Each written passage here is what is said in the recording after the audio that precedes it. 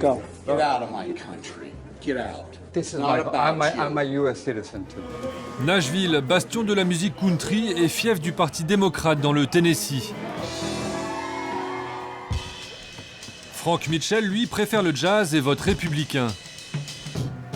Ce millionnaire est venu inverser la tendance du coin à coups de billets verts. Il est le sponsor principal de la grande messe du jour du Parti républicain. Nous croyons en une nation unique, chrétienne, indivisible, avec liberté et justice pour tous. Ce sont les fondations de l'Amérique. Plus personne n'ose le dire parce que c'est devenu politiquement incorrect.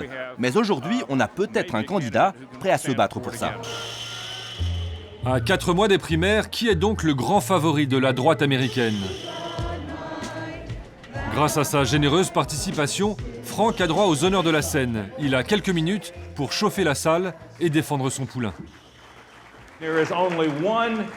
Il n'y a qu'un seul candidat, tout parti confondu, capable de défendre notre pays face aux puissances étrangères.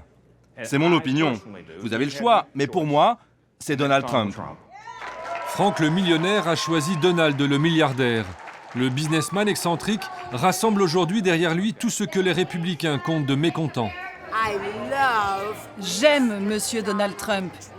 J'ai attendu 22 ans quelqu'un comme ça. Qui est Donald Trump, leur champion ? Un milliardaire de 69 ans qui a fait fortune en reprenant le business immobilier de papa tout en le faisant fructifier. Il est aujourd'hui à la tête d'une fortune estimée à 4 milliards de dollars et propriétaire du concours Miss America. Un homme à l'ego surdimensionné qui met sa tête sur tout ce qu'il produit, des bouteilles d'eau au gratte-ciel, et qui adore faire le show devant les caméras, comme lors de ce combat de catch.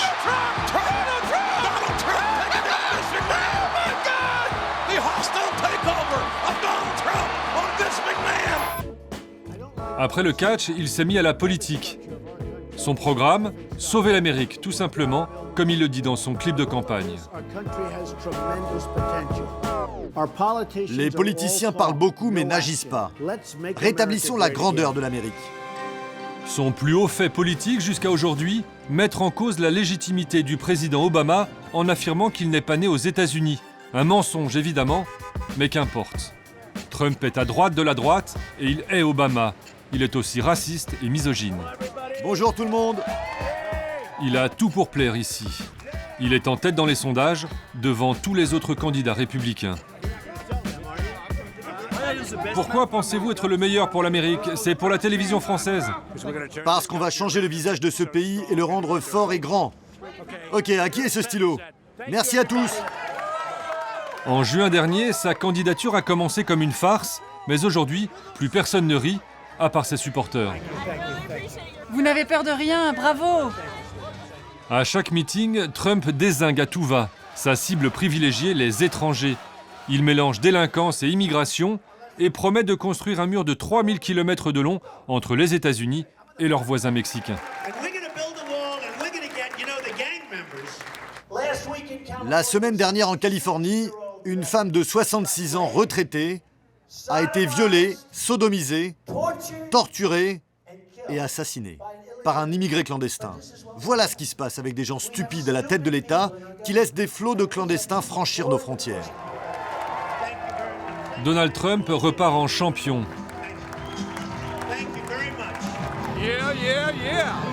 Les sondages le donnent vainqueur au niveau national. Si vous devenez président, je vous aiderai à bâtir ce mur. Vous êtes d'accord avec moi, tout le monde ?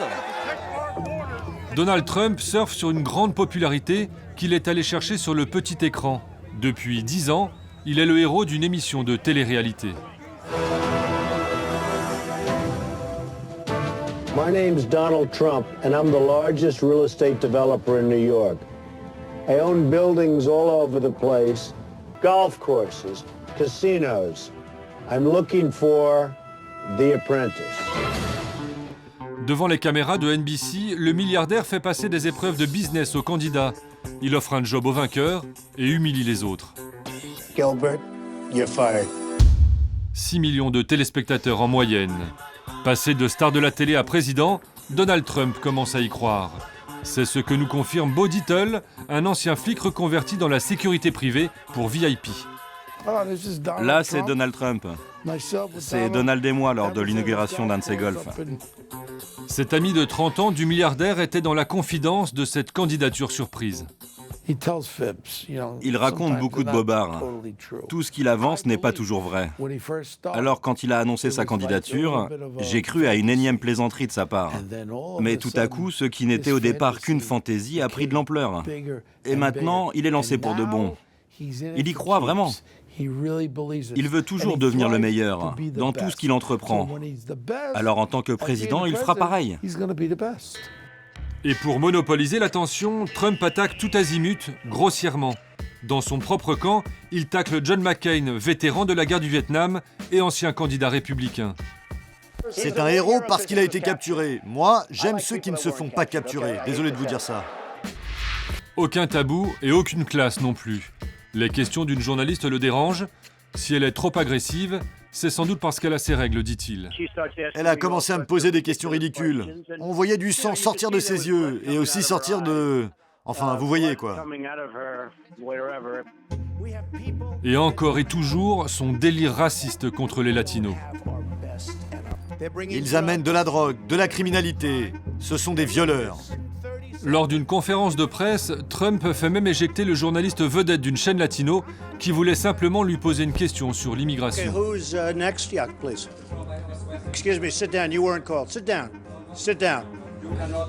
Le journaliste est ensuite pris à partie en coulisses par un directeur de campagne.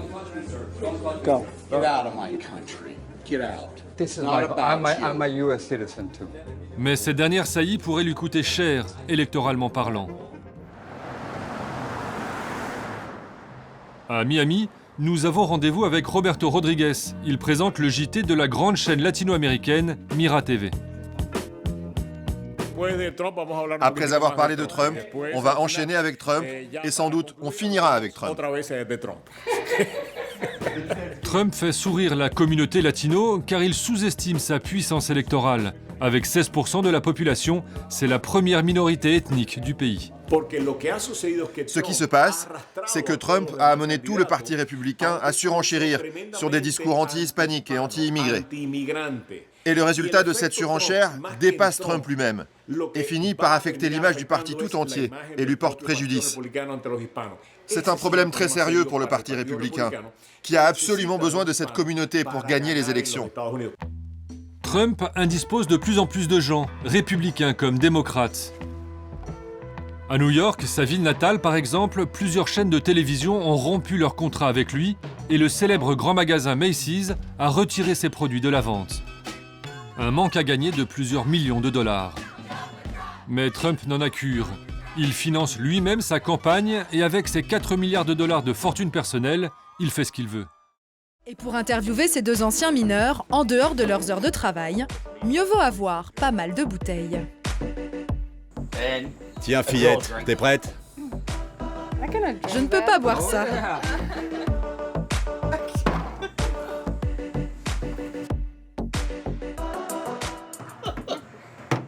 Tu bois comme un mineur de Pennsylvanie. Bon, c'est bon là, non? Attends, c'est que le début.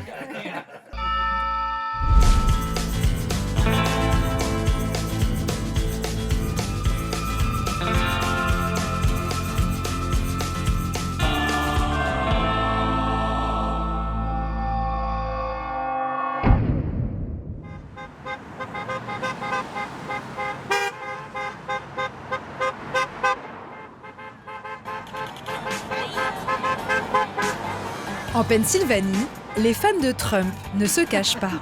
On l'adore! Allez, Trump! Ce qu'on aime chez les Américains, c'est qu'ils font jamais rien à moitié.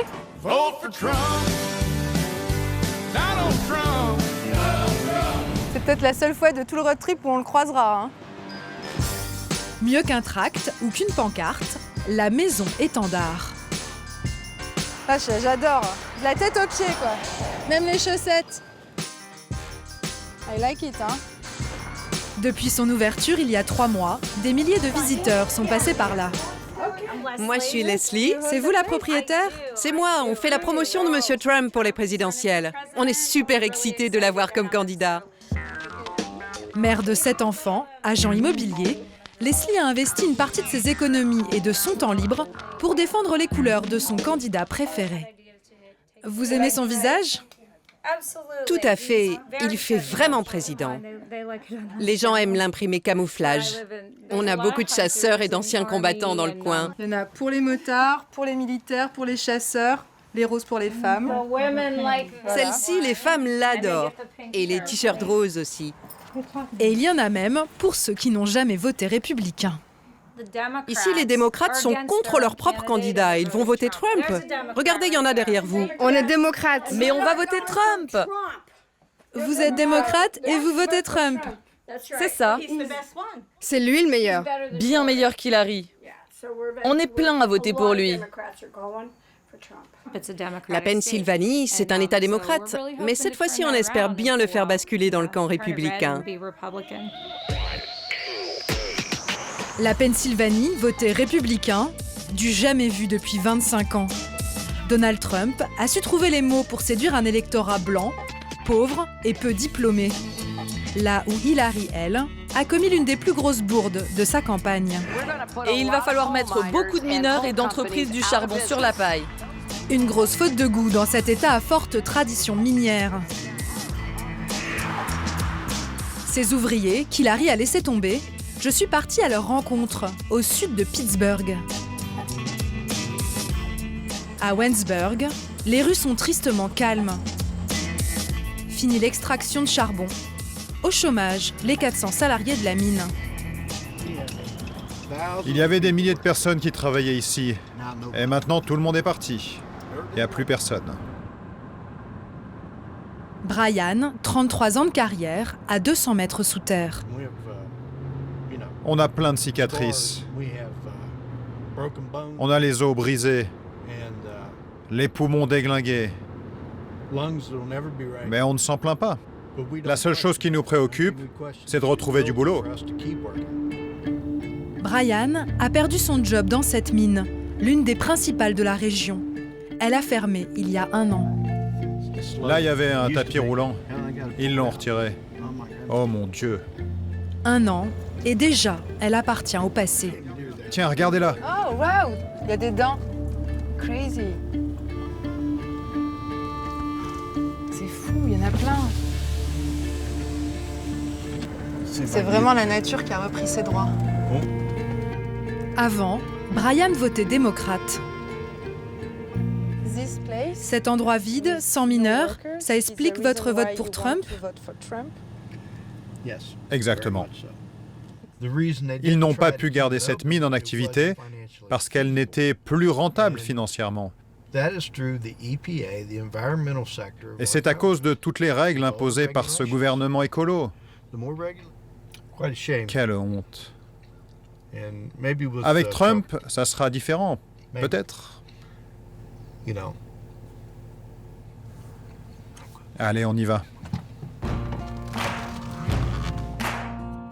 Dans la région, pas un mois ne passe sans qu'une mine ferme. À Waynesburg, le taux de chômage frôle les 8%, 3 fois la moyenne nationale. Et pour retrouver du boulot, les anciens mineurs sur le carreau peuvent compter sur le pôle emploi local. Enfin, en théorie. Bonjour, vous c'est Dave? Oui. Et vous aussi? Ouais. En fait, pour travailler ici, il faut s'appeler Dave, c'est ça? Non, non. Imaginons, je suis un mineur au chômage et je cherche du travail. Je viens vous voir. Et qu'est-ce qui se passe? Bah, vous allez me demander un job à 30 $ de l'heure comme au temps de la mine, mais il n'y en a pas.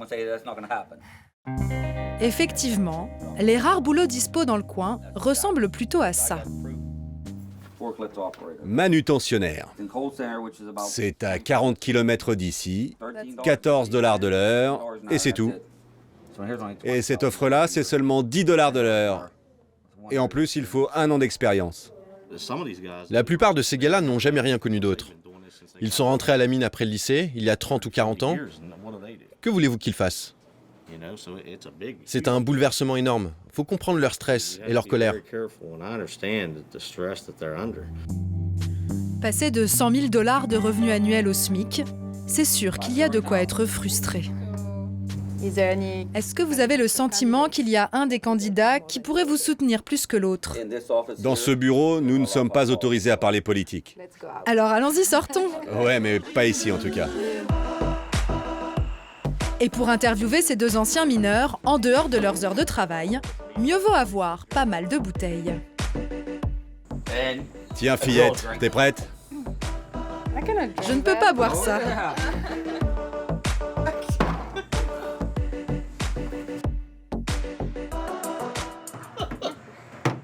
Tu bois comme un mineur de Pennsylvanie. Bon, c'est bon là, non? Attends, c'est que le début. Dave et Dave ont une bonne descente et une candidate qu'ils aiment bien descendre en flèche. Et vous les Français, vous voudriez qu'on vote pour qui? Me dis pas Hillary, hein? À les écouter, les États-Unis c'était vraiment mieux avant. Et l'Amérique d'avant, c'est justement ce que Trump leur a promis. Il y a 40 ans, 99,9% de l'acier, d'où venait-il? De Pittsburgh. Il y avait des aciéries tous les 6 mètres. Et d'où provenait l'énergie pour faire tourner tout ça? De nos mines de charbon, par ici. Pourquoi ça ne pourrait pas être à nouveau comme ça? Après les supporters de Trump, autour de ceux d'Hillary. Et ces électeurs-là, on les trouve plutôt en ville, dans l'économie high-tech. Me voici à Pittsburgh, laboratoire à ciel ouvert d'innovation. Dernière en date, une centaine de voitures sans pilote comme celle-ci. Un service de taxi expérimenté par la firme Uber. C'est marrant, souriez, vous êtes filmé. On est derrière une voiture sans chauffeur, blindée de caméras. Il n'y a pas de pilote au volant, c'est une première mondiale. Ça se passe qu'à Pittsburgh. Ils ont tout misé sur les nouvelles technologies pour créer de l'emploi. Et là, on roule vers le futur, là. Coucou! Salut! Pittsburgh, c'est la ville qui donne raison à la stratégie démocrate. L'histoire d'une désindustrialisation réussie grâce à l'université. Excellent. Ici, les robots ont déjà commencé à remplacer les humains. Fini les mineurs, vivent les ingénieurs pour reprendre en main la croissance. Grâce à des inventions super utiles. C'est un robot qui va m'aider à manger des marshmallows, quoi. Hey, super!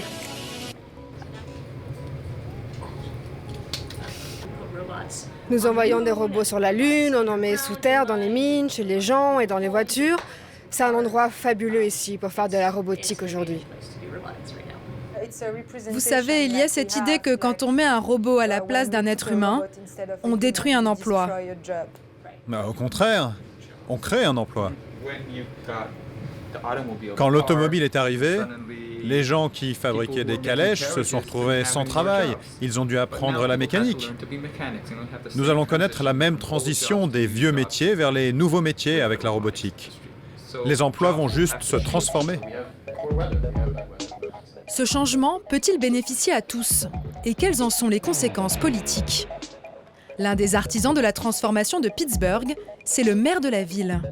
Bill Peduto est démocrate, très bon copain d'Hillary. Comme elle, l'acier et le charbon, il préfère les voir en peinture. Diriez-vous que les créations d'emplois dans la robotique vont compenser les pertes dans le secteur des mines? Non, pas immédiatement. Tout le monde n'est pas prêt et tout le monde n'en bénéficiera pas non plus. Le progrès se fait petit à petit et nous devons en faire plus pour préparer les gens aux emplois de demain, au lieu de nous battre pour être le dernier endroit sur Terre à reposer sur les énergies fossiles.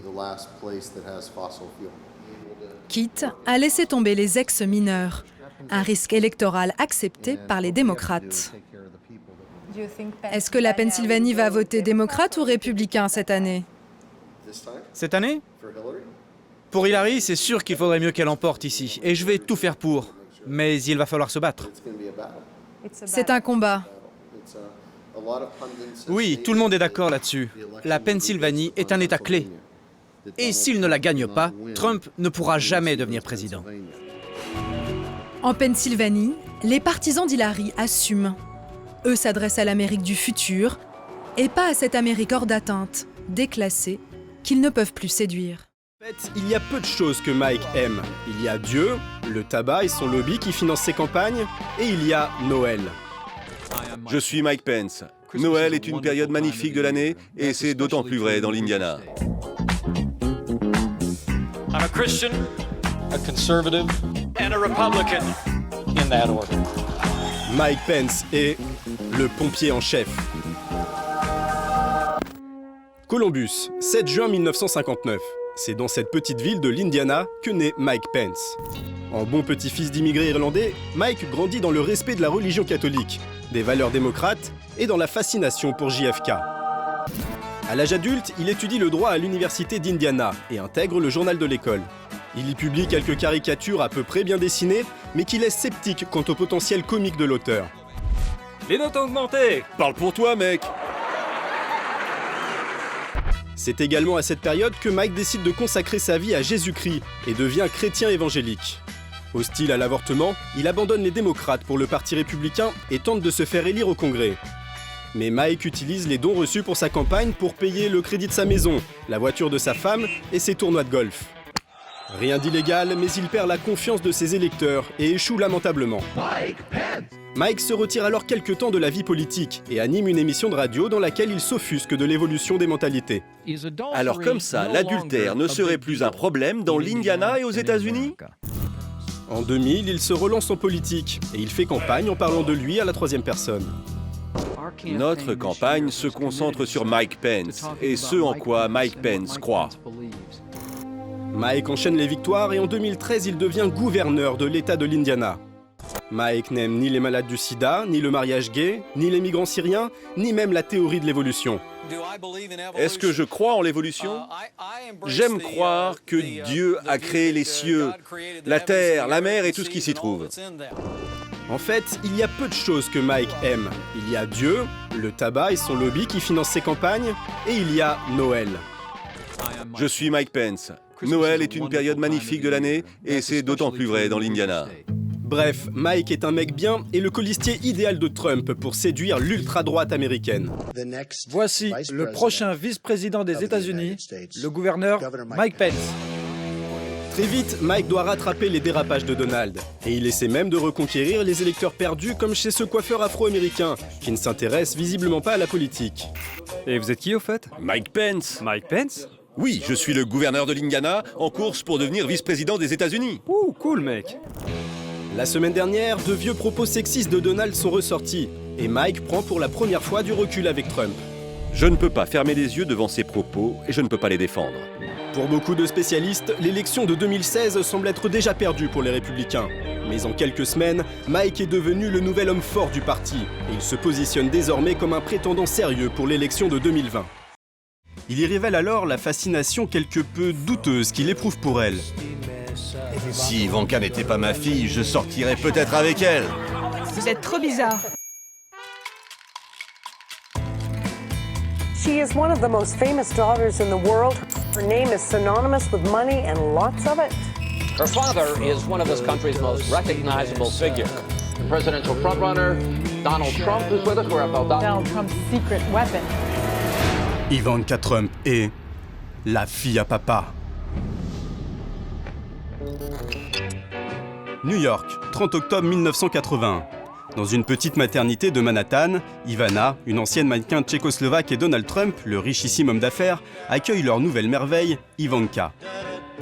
Ivanka et ses deux frères, Donald Jr. et Eric, grandissent avec leurs parents dans ce petit triplex de 3000 m² en face de Central Park. Ensemble, ils partagent la même passion du sourire parfait.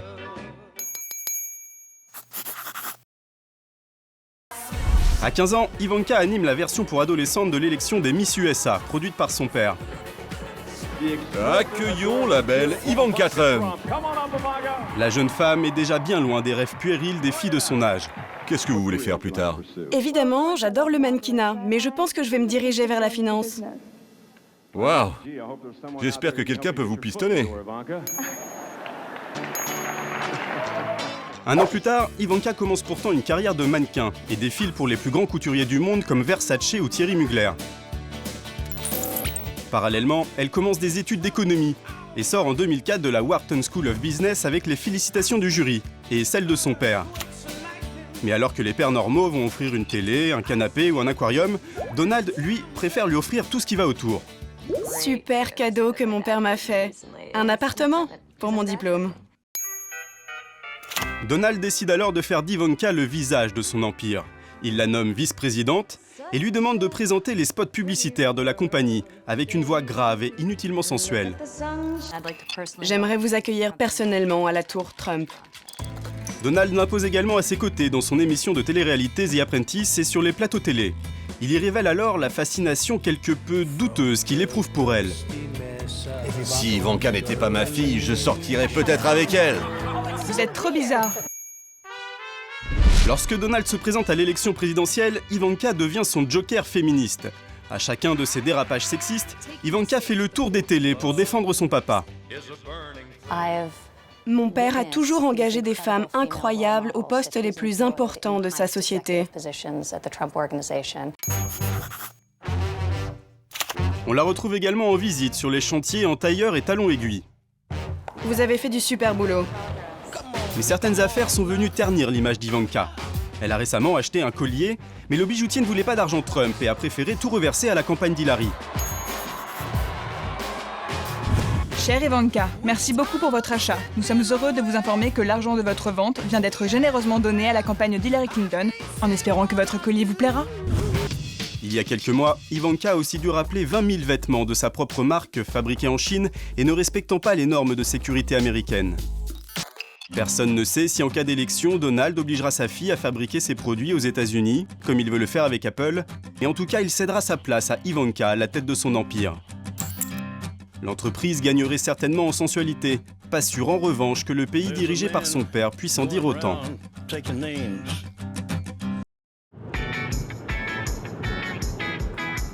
Depuis notre premier passage dans le Dakota du Nord, début septembre, le décor a bien changé. L'hiver s'est installé et les enfants s'adonnent aux joies de la glisse. Le campement anti-pipeline ressemble même à une station de sport d'hiver. Sauf qu'ici, le drapeau américain est à l'envers, en signe de colère. Depuis 48 heures, des vétérans de l'armée américaine arrivent de tout le pays. On en attend au moins 3000. Les anciens combattants ont collecté plus d'1 million de dollars pour venir prêter main forte aux Sioux. Du coup, les grands médias font enfin le déplacement. Ces hommes ont combattu en Corée, au Vietnam. Les plus jeunes ont fait l'Irak et l'Afghanistan comme Bill. On n'est pas là pour provoquer la violence, mais pour l'arrêter. J'en ai eu marre d'entendre et de voir sur les réseaux sociaux tout ce bazar. J'en ai parlé à d'autres vétérans. On était tous d'accord pour venir, donc on est là.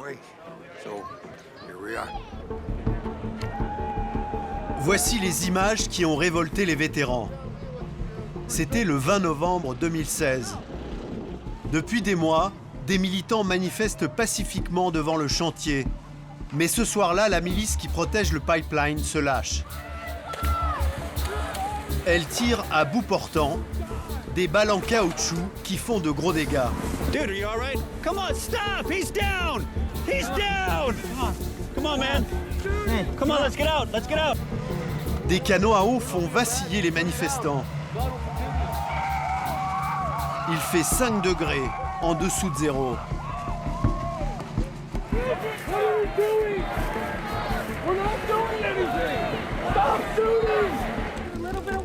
Bilan, 167 blessés, dont 7 hospitalisés. Une New-Yorkaise de 21 ans a le bras explosé par une grenade. Une Indienne Navarro perd l'œil à cause d'une grenade lacrymogène. D'autres manifestants portent la trace des balles en caoutchouc tirées par la police.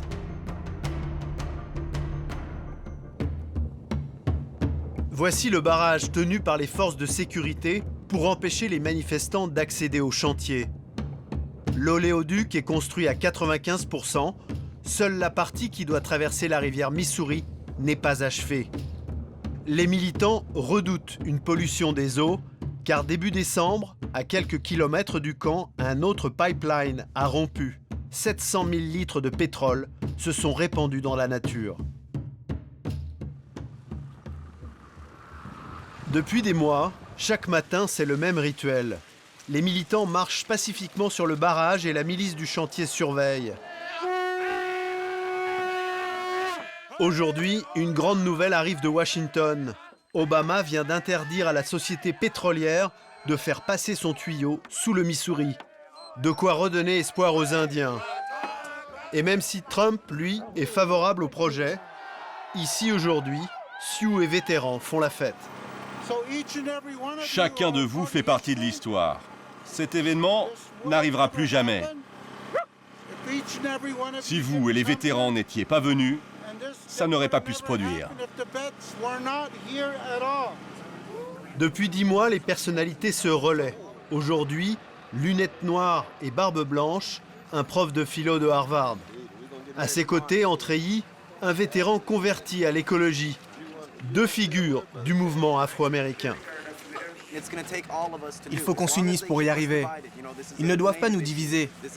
Ce n'est ni un problème d'Indiens, ni de Noirs. Quoi qu'il arrive, nous devons rester unis dans le combat. La lutte contre le serpent noir est un symbole.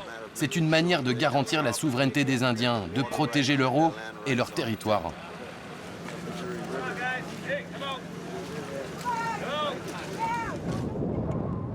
Le lendemain, le blizzard s'abat sur le camp.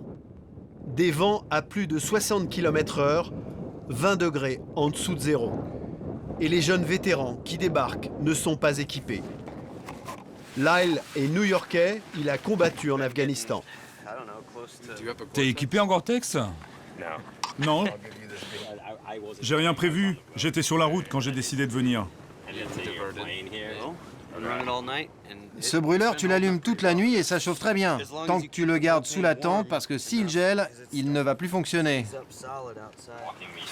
Et sans chauffage, ici, on meurt dans son sommeil. Des recommandations à suivre à la lettre pour survivre.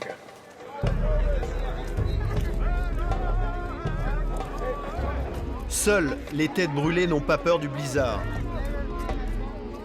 Les vétérans les plus déterminés sont là pour en découdre. Malgré la tempête, ils marchent sur le barrage. Mais la milice du chantier, elle, est restée au chaud. Il fait moins 40 degrés. L'obstination des vétérans finit par inquiéter les leaders indiens. Le froid pourrait faire des victimes.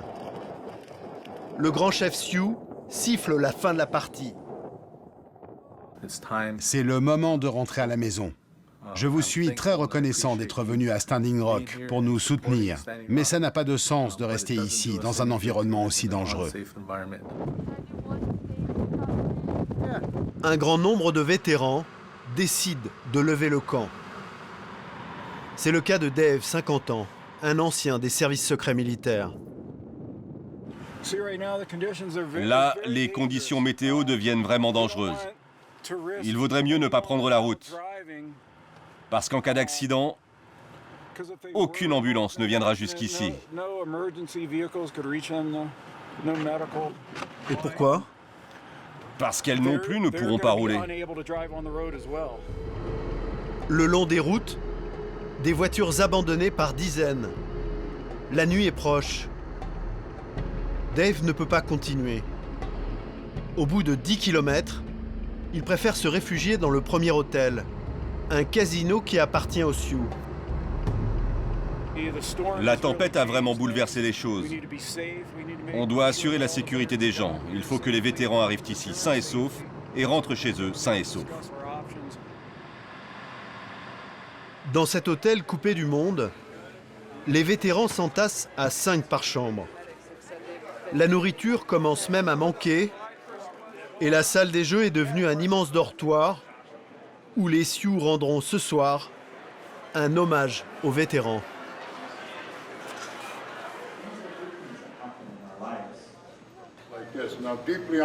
C'est un grand honneur que vous, les vétérans, soyez venus des 4 coins du pays pour soutenir les Standing Rock Sioux. Il s'agit de nos enfants et des générations à venir. Ce n'est pas une question de couleur de peau.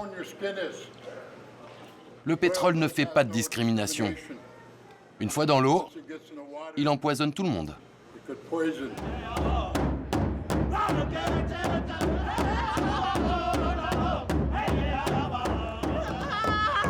Le moment est historique. Jamais autant de vétérans ne s'étaient rassemblés depuis la guerre contre le Vietnam dans les années 70.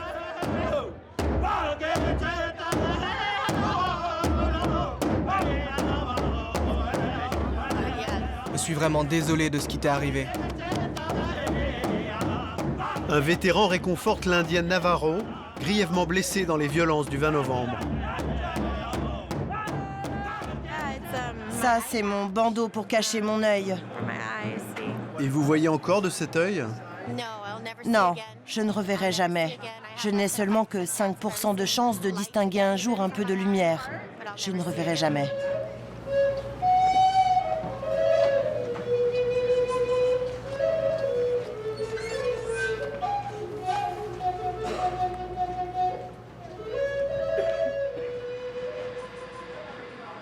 Le lendemain matin, Dave ne peut toujours pas reprendre la route. Ça, c'est le blizzard du Dakota du Nord.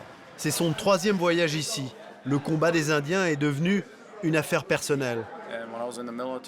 Quand j'étais dans l'armée, j'ai juré de me battre contre ce genre d'injustice, que ce soit ici dans mon pays ou bien à l'étranger. C'est pour ça que je suis venu. Je pense que quand les vétérans ont annoncé qu'ils arrivaient, Washington a voulu calmer le jeu. Mais que se passera-t-il quand on ne sera plus là? Les choses risquent de se dégrader vite. Je suis sceptique. La guerre n'est pas finie. Ils ne vont pas arrêter de creuser. La tempête aura duré 48 heures.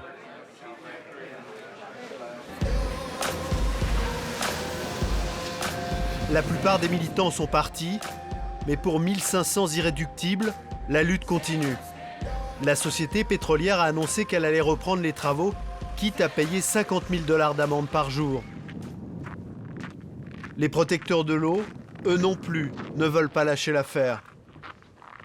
Ils restent à l'affût et comptent bien passer l'hiver ici. Comme ce vétéran de 52 ans. Cruz a dit que même si une femme saignait jusqu'à en mourir, l'avortement ne devrait pas être légal. C'est effrayant de l'imaginer à la Maison-Blanche. Sous la neige du New Hampshire la semaine dernière, Ted Cruz a réuni quelques dizaines de fans dans la grande maison communale du coin. Bonjour.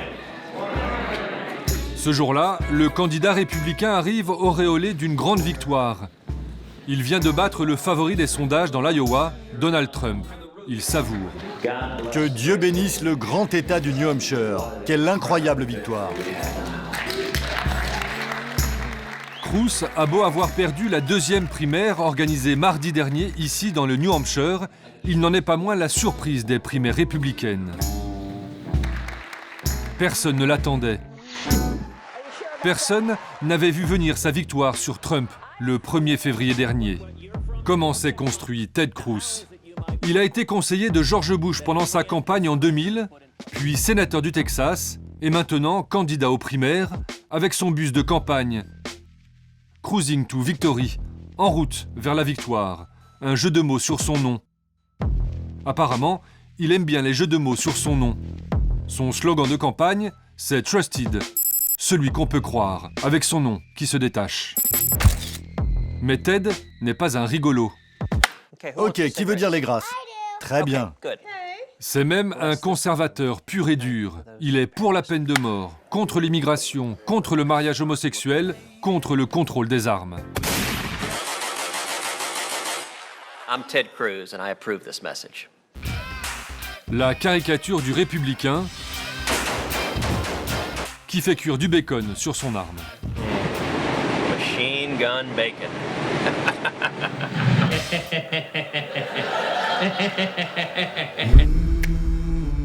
Mais surtout, Ted Cruz est un fervent évangéliste, un fanatique de l'Église.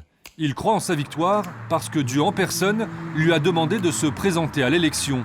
C'est du moins ce qu'il raconte à longueur d'interview. Je lui ai dit, Seigneur, est-ce le chemin que je dois emprunter? Je lui ai demandé, alors il m'a ouvert la porte, montré la lumière. Je ne lui demande pas, Dieu, fais-moi gagner cette élection, mais aide-nous à trouver la foi et aide-nous à comprendre ton amour à travers nos pas, à travers ce que nous faisons. Tout a commencé quand il était petit, probablement à cause de son père, un pasteur. Ted a grandi avec une Bible dans la main, ici, à Houston, Texas. Il fait sa scolarité dans le lycée évangélique de la ville. Nous y retrouvons Elsa Loser, son ancienne prof de morale, il y a presque 30 ans. Juste là, c'est Ted Cruz. Il avait 18 ans. Il parlait déjà de sa foi, de son amour du Seigneur. Il était déjà un fervent croyant.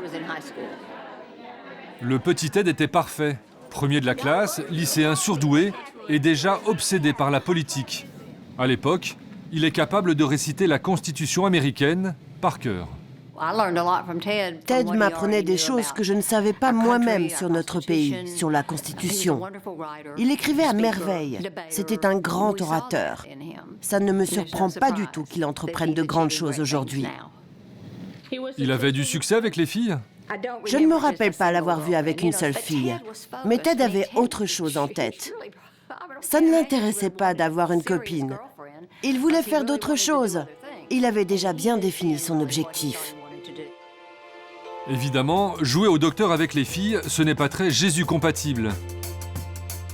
De toute façon, à 18 ans, il a d'autres ambitions. Je veux dominer le monde, être riche, puissant, ce genre de choses. Être président des États-Unis, en gros.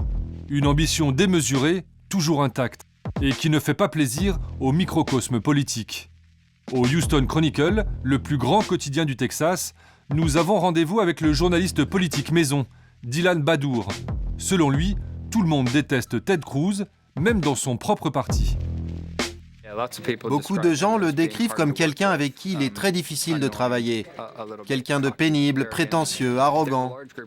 Beaucoup de gens sont effrayés à l'idée de savoir ce qu'il va faire s'il devient président, parce qu'il est vraiment extrême.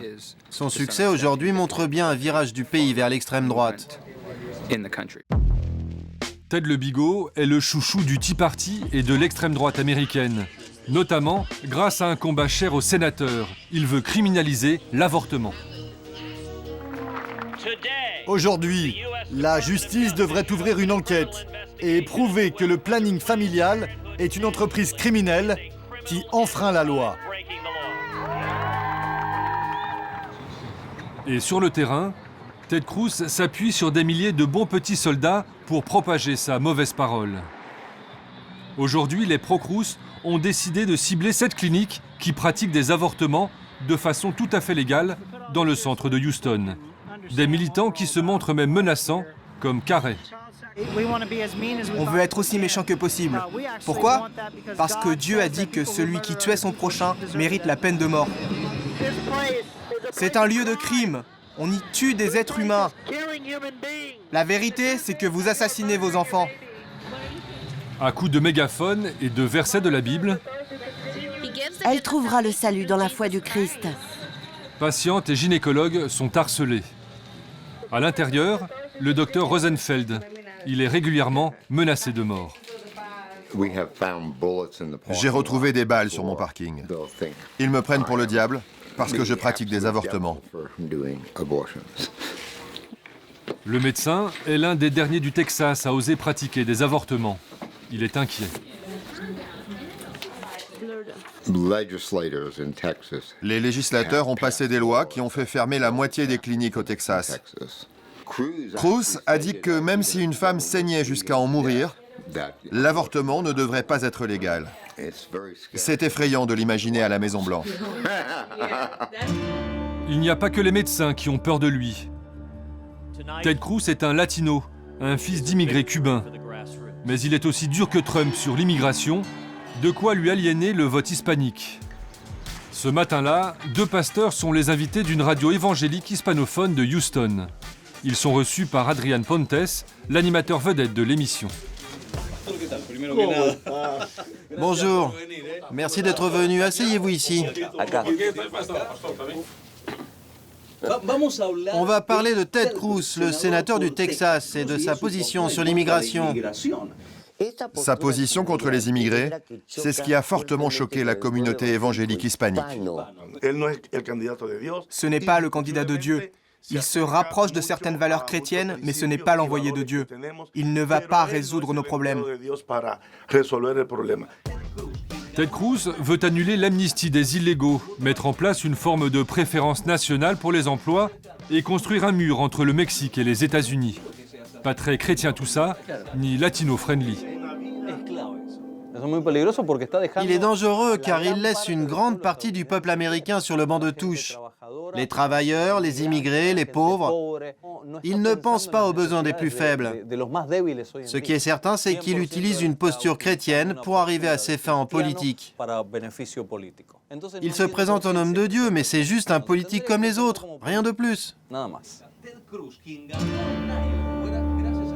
Le sénateur du Texas a marqué des points, mais il en faudra plus pour gagner les primaires. Dieu est peut-être de son côté, mais pas Donald Trump. Et c'est toujours lui, le favori des sondages.